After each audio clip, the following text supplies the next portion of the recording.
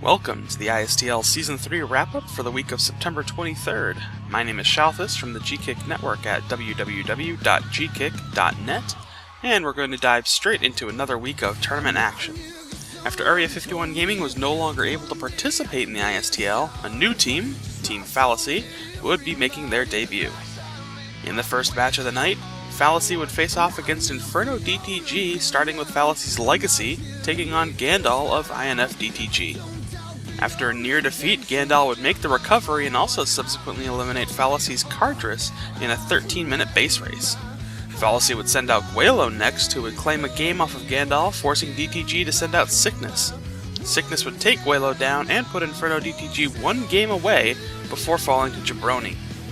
Mad Cow would follow next, and in an amazing back-and-forth Game 6, Mad Cow would narrowly escape defeat long enough to claim the win and the series for Inferno DTG 4-2. Next, the undefeated My Intent would match up against the undefeated Team Alt. My Intent would start off with Grape against Alt's Webs. The first game would last only about 20 minutes before Web's army would prove to be just too much. McLeod would come out next and would take a win himself before Bonk came out for Team Alt, but unfortunately he would not last long enough against McLeod, who would put his team up 2-1 before taking on Illijay. A perfect early timing push would end Game 4 in less than 10 minutes to even things up. My Intent would send out Fiery to take another game back before narrowly claiming the series against Dice and remaining undefeated 4-2. Up next, Team Optik would take on last season's champions Western Wolves.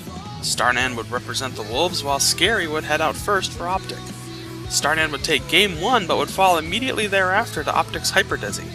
Sort of would head out next for Western Wolves and go on a tear, taking out Hyperdesi, Nubergini, and Riddles from Optik single-handedly to reassert their dominating position and ride the momentum into next week, winning the series 4-1. Finally, Multitude Gaming would square off against Team Property. Property's Buffy would head out first against Multitude's Juro. Despite narrowly losing to the lag bug, Buffy would take the victory before facing off against Multitude's Mav.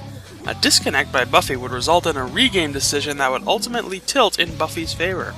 Frostborn would come out to avenge his fallen teammates and would take the Vampire Slayer out of contention before Property's Bobson would come in to put Property one win away from taking the series.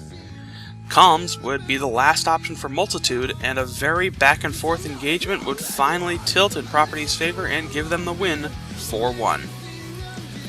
Next week, My Intent takes on Fallacy, Inferno DTG will take on Impulse Esports, Western Wolves faces Multitude Gaming, and Property tries to remain undefeated against Ripsies in the final week of group action before the playoffs begin on October 15th. Don't forget that you can catch all of this action live every Monday, Wednesday, and Sunday at twitch.tv/impulse.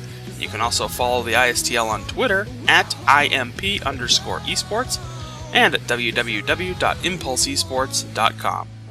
For the GKick Network and the iSTL, this is Shalthis, and we'll see you next time.